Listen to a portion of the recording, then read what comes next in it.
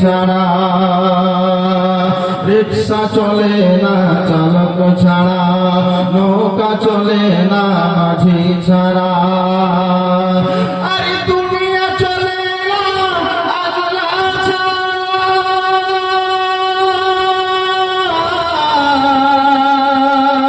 দুনিয়া চলে না আল্লাহ ছাড়া, আর মুমিন চলে না কোরআন ছাড়া।